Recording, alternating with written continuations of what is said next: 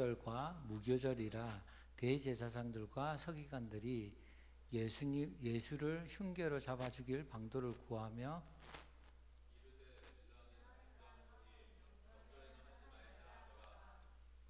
예수께서 베다니 나병 환자 시몬의 집에서 식사하실 때에 한 여자가 매우 값진 향유 곧 순전한 나드 한 옥합을 가지고 와서 그 옥합을 곁들여 예수의 머리에 부으니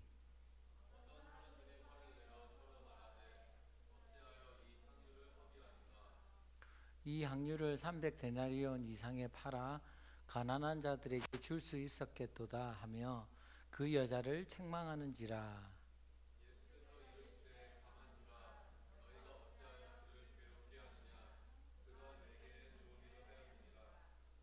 가난한 자들은 항상 너희와 함께 있으니 아무 때라도 원하는 대로 도울 수 있거니와 나는 너희와 항상 함께 있지 아니하리라.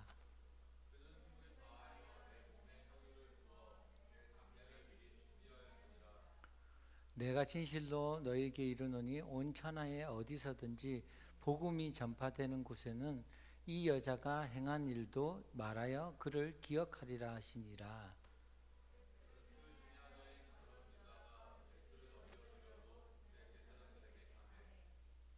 우리 다 함께 읽습니다. 그들이 듣고 기뻐하여 돈을 주기로 약속하니 유다가 예수를 어떻게 넘겨줄까 하고 그 기회를 찾더라.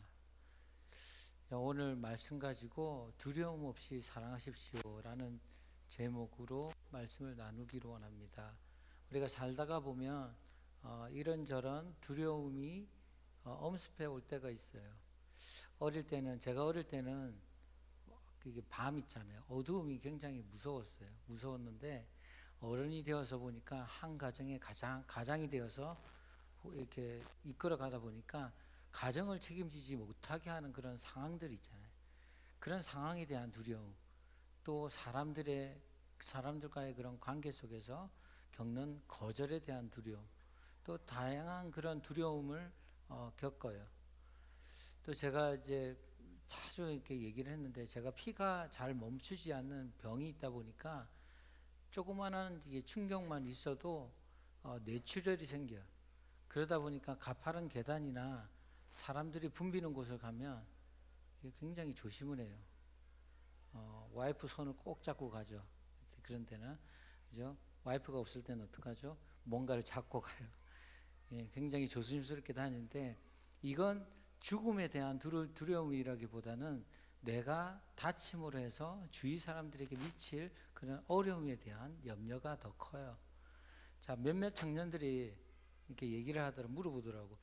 청년부실이 다락방으로 올라갔는데 괜찮아요? 불편해서 어떻게 해요? 그렇게 물어보더라고요. 근데 저를 생각해 주는 여러분들이 있어서 참 감사하더라고요. 근데 다락방 계단 손잡이를 이렇게 잡고 올라가잖아요. 이렇게 올라갈 때마다 누구를 생각하게 되냐면 주님을 생각할 수 있어서 더 감사를 이렇게 생각하게 돼요. 꼭 붙들고 가거든. 꼭 붙들고 올라가요. 그러고 나면 딱 보이는 게 뭔지 아세요? 아까 우리 찬양했는데 십자가예요. 십자가. 제가 무슨 말을 하려고 하냐면 누군가와 분명한 그런 사랑의 관계에 있잖아요. 사랑의 관계에 있다면 두려움이 침범치 못한다는 거예요. 그죠? 그게 하나님과의 사랑의 관계라면 어떨까? 대박이죠. 완전 든든해요. 아멘. 자, 오늘 계속해서 내 생의 마지막 한 달 시리즈 설교 세 번째 내용을 나누려고 하는데, 자, 사람들이 한 생애를 살아가면서 아주 중요한 것 중에 하나가 저는 관계라고 생각해요. 관계. 자, 이제 내가 살아갈 날이 기껏해야 15일 정도밖에 안 남았어요. 이제 지금 15일이잖아요. 그죠? 15일 정도밖에 남지 않았다면 돈이나 소유하고 싶은 물건들이 얼마나 위로가 되고, 그죠? 마음에 평안을 줄 수 있을까? 그렇게 생각을 한번 해봤어요.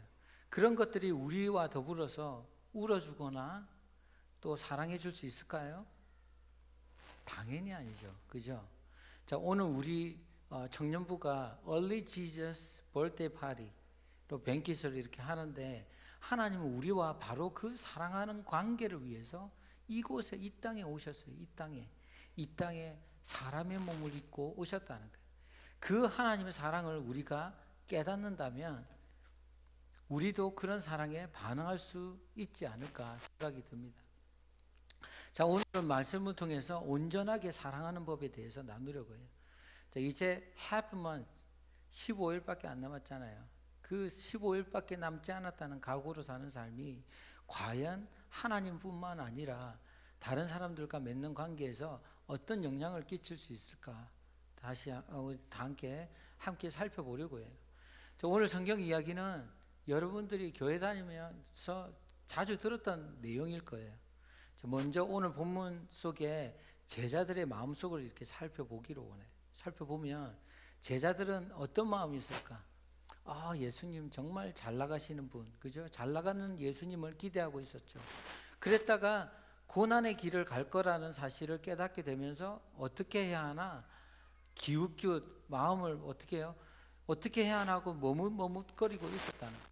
그때 베다니 마리아가 등장한 거죠. 그 여인은 어떤 여인이었어요? 성경에 마리아가 몇 명 나오죠?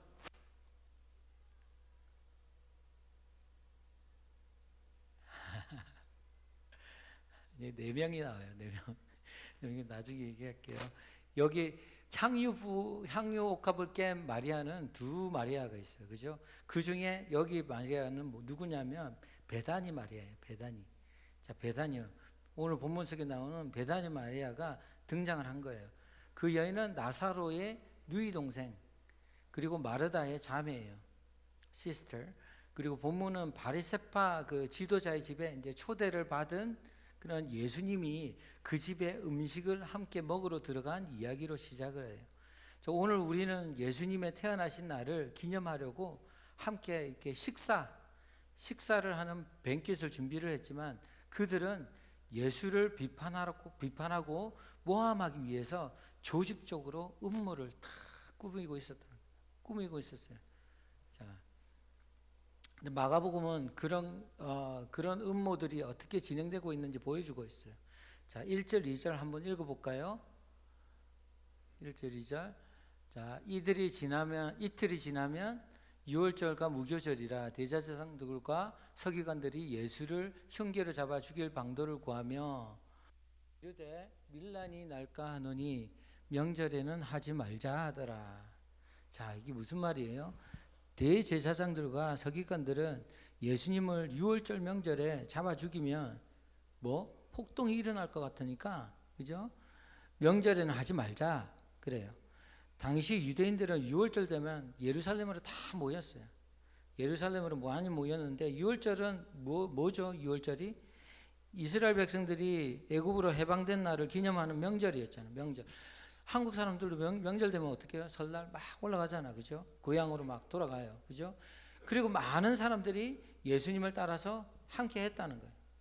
그러나 대제사장들과 서기관들은 자신들의 기득권을 지키기 위해서 어떻게 하면 예수님을 잡아 죽일까 그렇게 음모를 꾸미고 있었다는 거예요. 자, 제자들은 예수님이 세울 메시아 왕국을 막 지네들끼리 막 이렇게 꿈꾸고 있어서 기대하고 있었어요. 그리고 대제사장들과 서기관은 그 왕국이 드러나면 내가 빼앗길 그 기득권, 자신들의 기득권을 두려워하면서 챙기고 있었던 거죠. 자, 그런데 누가 나타나요? 무슨 마리아? 베다니 마리아가 옥합을 깼더니 그 마리아가 예수님이 가실 십자가의 길과 은혜를 깨달았기 때문에 주님 앞에 나왔다는 거예요. 자, 마리아는 마르다와 오빠 나사로와 함께 살고 있었다 그랬죠. 그죠? 아까 성경에 마리아가 4명 있다고 그랬잖아요. 그죠? 뭐가 있죠? 성모 마리아 알죠? 성모 마리아. 그리고 또 뭐예요? 마가 요한의 엄마 마리아. 그리고 막달란 마리아. 이게 아니라 막달란 마리아. 그리고 베다니 마리아입니다. 그죠? 자, 그녀가 살고 있던 베다니는 어떤 마을이었냐면 유월절을 지내기 위해서 사람들이 막 지나가는 그런 도시 동네였어요. 필그림들이 하룻밤 집에 머물러 가는 그런 동네. 거기는 어떤 동네였냐면 문둥병자와 소외된 사람들이 격리되어서 사는 감람산 기슭에 위치한 마을이었어요. 사회로부터 냉대받은 베다니 마을에서 마리아는 마르다와 나사로와 함께 살고 있었어요. 자, 지금도 LA를 보면 어떻게 해요? 가난한 사람들, 부자들 이렇게 밍글링 돼서 살지 않고 조금 이렇게 그 뭐지? 세그리게이트 뭐냐? 이게 무슨 말이냐? 이게 따로 이렇게 살죠. 그죠? 그렇게 살았다는 거예요. 자, 그렇게 확연하게 사는 지역이 틀렸다는 거예요. 그죠? 마리아도 그런 가난한 지역에서 그렇게 형제들과 함께 살았다는 거예요. 그러나 마리아는 마음속에 항상 그 메시아를 소망했다는 거예요. 그러던 중에 예수님을 만나고 그녀의 신앙이 완전히 바뀌어요. 신앙은 급격하게 변화되기 시작하는데 성경에 나오는 죽은 나사로 이야기 아시죠? 나사로가 죽었다가 살아나잖아요. 그죠? 그 이야기가 바로 예수님이 마리아의 오빠 나사로를 다시 살리는 이야기예요. 자, 오빠 그리고 이렇게 동생 이렇게 여자 둘을 이렇게 살았어요. 그런데 오빠의 죽음이 어땠을까? 가장인데 오빠의 죽음은 마리아에게 큰 충격이었고 그녀의 믿음이 흔들리는 일이었어요. 그런데 죽은 나사로가 어떻게 돼요? 다시 살아났잖아요. 그 죽은 나사로가 살아나는 그런 예수님의 기적을 통해서 마리아의 마음에 예수님이 이 예수님이 메시아가 맞구나. 그 사실과 또 부활에 대한 확고한 믿음이 생겼다는 거예요. 그래서 마리아는 예수님의 장례식을 이렇게 준비하려고 마음을 먹어요. 그래서 마리아하고 마르다 그리고 또 누구죠? 나사로가 예수님을 위해서 베다니 나병 환자 그 시몬의 집에서 큰 잔치를 베풀어. 그래서 거기서 막 이제 잔치를 뱅키처럼 이게 잔치를 하는 거죠. 한참 잔치가 진행되고 있었고 예수님이 식사를 하고 계시는데 예수님 곁으로 마리아가 다가갔던 거예요. 다가가서 마리아는 그 굉장히 귀한 그 비싼 향유옥합을 선물을 해요. 그죠? 그 향유옥합을 요한복음에서는 순전한 나드 한 근이라고 말을 하는데 대략 13온즈 정도 된다고 해요. 이건 진짜 뭐냐면 이건 누군가를 정말 미치도록 사랑하지 않고는 드릴 수 없는 값진 헌신. 정말 값진 헌신. 마리아는 십자가의 길을 가시는 예수님을 온 힘을 다해서 섬겼던 거예요. 그러나 제자들은 헌신하는 그 마리아를 어떻게 해요? 보고 굉장히 화를 내요. 화를 내는데 한번 볼까요? 14장 4절 5절 볼까요? 어떤 사람들이 화를 내어 서로 말하되 어찌하여 이 향유를 허비하는가? 그 다음에 이 향유를 300데나리온 이상에 팔아 가난한 자들에게 줄 수 있었겠도다 하며 그 여자를 책망하는지라. 그죠? 책망을 해요. 흥미로운 것은 요한복음 그 12장에 보면 이 사건에서 마리아와 가롯 유다를 함께 언급을 한다는 거예요. 함께 언급을 하는데 12장 4절 7절에 보면 함께 언급을 해요. 그 본문 텍스트를 보면 아마도 가롯 유다가 제자들을 선동을 해가지고 제자들과 함께 마리아에게 화를 냈던 것 같아요. 마리아에게 화를 내고 책망한 이유가 뭐였죠? 바로 향유를 허비했기 때문이라고 말하고 있어요.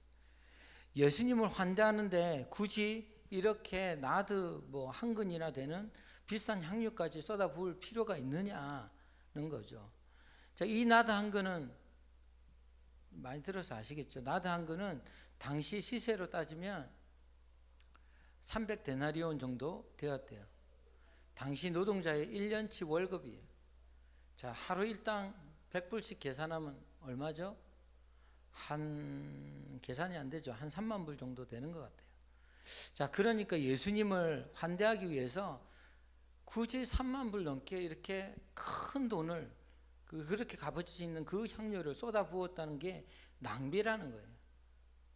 여러분들 생각은 어떠세요? 여러분들 생각은 어떠세요? 맞는 말 같기도 하죠. 그래서 가롯 유다의 논리에 제자들은 넘어갔고 결국 마리아에게 화를 내었던 거예요. 자, 그런데 이게 비싼 향유였기 때문에 화를 낸 건가요? 만약에 우리 아들 현진이가 그 하버드 의대에 들어갔어, 아니면 USC 의대에 들어갔어, 그렇게 합격을 해서 들어갔다고 하면 융자를 받아서라도 그 대학교에서 공부를 하도록 하겠죠. 자, 아이들을 사랑하니까 그렇게 할 수 있어요. 그죠? 자, 마리아도 예수님을 사랑하기 때문에 그런 비싼 향유가 문제가 되지 않았다는 거예요. 자, 그러면 가롯 유다는 왜 비싼 향유가 문제가 되었죠? 요한복음 12장 6절을 한번 볼까요? 우리 다 함께 한번 읽어봅시다. 자, 다 함께 읽습니다. 시작. 이렇게 말함은 가난한 자들을 생각함이 아니요 그는 도둑이라 동계를 맞고 거기 넣는 것을 훔쳐 가밀어라. 무슨 말이에요? 바로 돈 때문이었다는 거예요. 값비싼 향유를 팔아서 동계에 돈을 넣으면 자기 마음대로 할 수 있거든. 가룟 유다가 자기 마음대로 가져가도 모를 텐데 그 기회가 사라지니까 화가 나는 거예요. 저 돈 내 돈인데, 그죠? 내가 쓸 수 있어서 돈인데 돈을 사랑하기 때문에 화를 낸 거예요. 그런데 마리아는 예수님을 사랑했기 때문에 옥합을 서슴없이 깨뜨렸다는 거예요. 가롯 유다는 돈을 사랑해서 화를 냈지만 마리아는 예수님을 사랑해서 옥합을 깨뜨렸던 거죠. 그런데 우리가 마리아 향유 이야기에서 배우는 또 다른 귀한 내용이 있어요. 그게 뭐냐면 제자들이 화를 내요. 화를 내고 책망을 하죠. 책망을 하는데 마리아는 아무 말도 안 해요. 아무 말도 하지 않아요. 저 같으면 대뜸 그랬을 거예요. 아니, 내가 주님을 위해서 이렇게 아낌없이 드렸는데 이게 책망받을 일이야? 그리고 대들었을 거예요. 발끈했을 거예요. 그런데 아무 말도 하지 않아요. 아무 말도 하지 않아요. 왜 그랬을까요? 왜 그랬을까? 그건 마리아의 마음속에 주님 사랑하는 마음이 충만했기 때문에. 충만했기 때문에. 자, 가만 생각해 보세요. 죽은 오빠 나사로를 살려주신 주님의 은혜가 그 마음에 충만했기 때문에. 자, 그리고 늘 예수님 곁에서 들었던 그 생명의 말씀이 생각이 났을 거예요. 그녀의 영혼에 충만했어요. 자, 우리를 위해서 십자가의 길을 가는 예수님의 고난과 아픔을 읽을 수 있었다는 거예요. 그랬기 때문에 그걸 읽을 수 있었기 때문에 그녀는 아무 말도 하지 않아요. 주님 사랑하는 마음이 굉장히 엄청나게 컸기 때문에 제자들의 책망과 분노에 대응하지 않았던 거죠. 지금 이 모습을 보고 계신 예수님이 안타까운 마음에서 마리아의 편에 서서 변호를 해 주십니다. 마가복음 14장 6절이에요. 이렇게 적혀 있습니다. 예수께서 이르시되 가만둬라. 너희가 어찌하여 그를 괴롭게 하느냐. 그가 내게 좋은 일을 하였느니라. 그죠? 자, 이제 곧 돌아가실 예수님이 어떤 분인지 이해를 하고 또 장례를 준비한 마리아를 위해서 예수님이 변호를 하시는 거예요. 또 8절에 또 이렇게 적혀 있습니다. 그는 힘을 다해 내 몸에 향유를 부어 내 장례를 미리 준비한 거야 라고 말씀을 하세요. 자, 예수님은 십자가의 죽음과 부활이 온 세상 가운데 널리 전파될 거라고 하시면서 이 여인이 행한 일은 기억이 될 거라고 이렇게 하세요. 무슨 뜻일까요? 주님을 향한 사랑과 아낌없는 헌신을 주님이 기쁘게 받으셨다는 거예요. 받으셨다는 거죠. 자, 이제 우리도 말씀 앞에 우리 삶을 점검해 보았으면 좋겠습니다. 내 생의 마지막 한 달, 그 한 달도 벌써 반을 지났어요. 그죠? 반을 넘기고 있잖아요. 십자가의 길, 고난의 길에서 우리도 제자들처럼 여전히 머뭇거리지는 않는지, 우리도 우리 앞에 놓인 갈림길에서 서성거리지는 않는지, 예수님을 사랑하는 것 때문에 생길 어려움이 어려움을 되새기면서 두려워하지는 않는지, 헌신과 배신, 그 갈림길에서 우리는 어떻게 하고 있는지. 만약에 우리가 예수님의 발자취를 따라서 십자가의 길, 그 고난의 길을 갈 수 있다면 어떻게 해야 할까? 먼저 이 여인이 이해했던 예수님의 사랑을 이해하는 거예요. 사랑은 남김없이 다 드리는 거예요. 이 여인은 예수님의 그 처절한 사랑을 알아보았던 거예요. 비천한 자기 가족을 돌보시고 생명을 허락하시는 예수님의 사랑을 깨달아 알게 되었던 거죠. 그 예수님이 십자가 죽음을 통해서 우리를 구원하실 분이라는 걸 예수님께 기름 부은 여인의 행위를 통해서 드러낸 사건이 바로 오늘 이야기예요. 그죠? 우리를 구원하실 분, 메시아가 무슨 뜻이죠? 기름 부은 자잖아요. 그 기름 부은 자, 예수님께 기름 부은 여인의 행위를 통해서 그 기름 부은 자가 드러나게 된 거예요. 그 사건이 오늘 이야기. 우리도 이런 주님을 향해서 아낌없는 사랑의 경지에 이르려면 그 십자가의 은혜가 얼마나 큰지를 알고 이해해야 우리의 삶과 연결시킬 수 있는 거예요. 역사상 가장 위대한 사랑의 희생은 바로 그리스도의 십자가의 죽음이었어요. 하나님은 자신의 독생자를 죽음의 자리에 내어놓으셨어요. 그리고 상상할 수 있는 가장 고통스럽고 지옥스러운 그런 십자가형을 견디게 하셨어요. 우리를 향한 하나님의 사랑은 다 이해할 수가 없어. 그 이해가 되세요? 자기 아들을 죽이는 거. 이해가 되세요? 이해할 수가 없어요. 그래서 요즘 많은 젊은이들이 결혼하는 것을 꺼린다고요.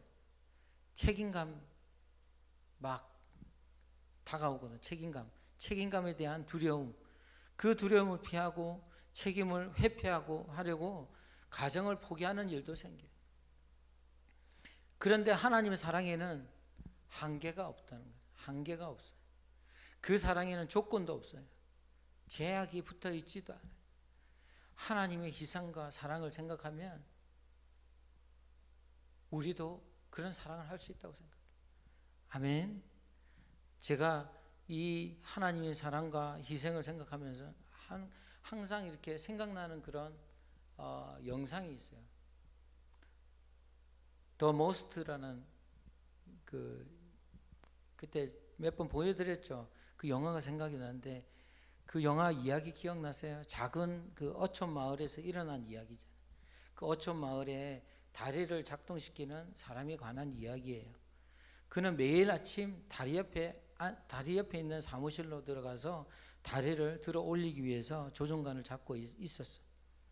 조종관을 위로 올리면 철로가 지나가는 다리가 위로 올라가고, 그죠? 올라가면서 많은 배들이 그 밑으로 지나가죠. 조종관을 내리면 다리가 제자리로 내려오고 기차가 무사히 지나가요. 자, 그 사람에게 어린 아들이 있었어요. 어린 아들이 있었는데 그 아들은 거의 매일 아빠와 함께 일터에 나와서 아빠가 다리를 들어 올렸다 내렸다 하는 모습을 신기하게 보곤 했죠. 자, 어느 날 무전이 들어와요. 무전이 들어오는데 예정이 없던 기차가 들어온다는 거예요. 다리를 빨리 내려야 했죠. 조종관을 내리면서 창밖을 보는데 거기에 자기 아들이 있는 거예요. 자기 아들이 해변 바로 옆에 다리에 그 큰 기 안에서 놀고 있는 거예요. 아이를 향해서 소리를 칩니다. 아들아. 소리를 쳐요. 소리를 쳤지만 기차 소리와 물결치는 소리에 먹히고 말아요. 그때 무서운 사실이 그의 뇌리에 스쳐가죠. 지금 조종관을 놓으면 기차는 바다로 빠질 거야. 수많은 승객들이 죽겠지. 다리를 내리면 아들이 죽을 거예요. 마지막 순간 그는 소름 끼치는 결정을 내려요. 사무소로 다시 돌아가서 조종관을 잡은 거죠. 아이는 압사해서 죽어요. 압사해서 죽죠. 아버지는 비통함을 이기지 못한 채 무릎을 꿇고 펑펑 웁니다. 기차는 다리를 건너서 안전하게 지나가죠. 그 기차 안에 그 식당차에 있던 사람들이 먹고 마시고 웃는 모습이 눈에 들어옵니다. 그의 엄청난 희생 때문에 그들은 살 수 있었던 거죠. 이건 영화잖아요. 영화인데 진짜 있었던 히스토리, 성경에 나타난 그 하나님의 사랑, 그리스도를 통해서 우리에게 베푸신 그 은혜. 여러분, 구약 때부터 내가 너희를 사랑한다. 내가 너희를 사랑한다. 얼마나 피눈물 나게 우리에게 알려주시고자 편지를 쓰시고 선지자를 보내시고 그러셨는지 아세요? 하나님 사랑은 이거와 비교가 되지 않아요. 많은 청년들이 하나님의 그 놀라운 희생만 날마다 묵상하고 깨달아도 헌신과 배신의 갈림길에서 십자가를 바라볼 수 있지 않을까 생각이 들어요. 우리는 십자가와 고난의 길을 만나면 어떻게 해요? 우리도 모르게 서성거리거나 멈칫하게 돼요. 이유는 뭐예요? 그 이유는 그 길이 헌신의 길이기 때문에. 주님 가신 길은 마리아와 같이 주님 사랑하지 않으면 갈 수 없는 길이에요. 마리아처럼 힘을 다해서 주께 헌신하지 않으면 갈 수 없는 길이에요. 어쩌면 우리도 가룟 유다와 같이 돈을 사랑하기 때문에 제자들을 선동해서 마리아를 책망할 수 있어요. 그러기에 헌신과 배신의 갈림길에서 그리스도 십자가의 사랑을 바라보는 거예요. 그걸 바라보는 거예요. 유혹과 시험이 많은 이 세상에서 능력 있는 그리스도인으로 사는 게 굉장히 힘들잖아요. 힘들지 않습니까? 십자가의 은혜와 사랑을 회복하기를 원합니다. 아멘. 십자가 앞에 설 때 내 인생이 내 인생이 얼마나 엉망인지를 깨달을 수가 있어요. 십자가 앞에 설 때 주님 사랑하는 마음이 회복될 수 있는 거예요. 십자가 앞에 설 때 헌신의 길을 우리도 갈 수 있어요. 십자가의 사랑이 엉망이 된 내 인생을 새롭게 하실 거라는 거예요. 죽을 수밖에 없는 죄인을 살려주셨잖아요. 마리아를 둘러싼 사람들을 한번 보면 한결같이 자기 야망, 질투, 탐욕으로 가득 찬 사람들이었어요. 자신의 기득권을 위해서, 자신의 기득권을 지키기 위해서 살인도 서슴지 않는 음모를 꾸미고, 또 그 대제사장들과 서기관들, 그죠? 마리아의 헌신을 보고 질투하면서 분노하면서 책망하는 제자들, 자신의 탐욕 때문에 누구를 팔아? 예수님을 파는 가룟 유다, 돈을 챙기는 가룟 유다. 이 모두는 마리아의 헌신과 대조적으로 묘사되고 있는 거예요. 그들은 십자가의 길을 가는 예수님을 전심으로 사랑하고 대접한 마리아의 헌신, 그 마리아의 헌신과 너무나도 대조적이라는 거예요. 특히 마리아의 헌신은 가룟 유다와 헌신과 대조를 이루죠. 그죠? 자, 이제 우리는 어떤 길을 가야 할까요?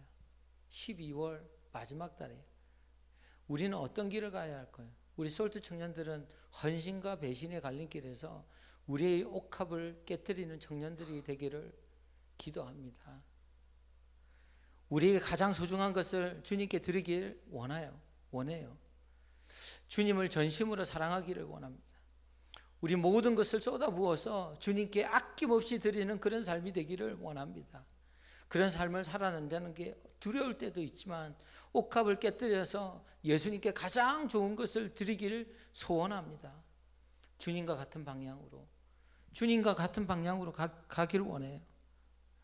그리스도의 발자취를 따라서 십자가의 길을 가기를 주님의 이름으로 축원합니다. 오늘 내 생애의 마지막 한 달을 준비하면서 제 자신이 얼마나 움츠리고 있었는지 뒤돌아보게 되었어요. 내가 처한 환경이나 상황에 휘둘리고 또 펼치지 못했던 그런 하나님의 사랑, 그 사랑이 얼마나 존귀하고 귀한 사랑인지 되새겨보는 시간이었어요. 베다니라는 지역적인 그런 환경에도 굴하지 않고 또 제자들의 비난에도 휘둘리지 않았던 마리아의 헌신처럼 두려움 없이 남은 2019년에도 혼신을 다해 주님을 사랑하는 우리 솔트 청년들이 되기를 주님의 이름으로 축원합니다.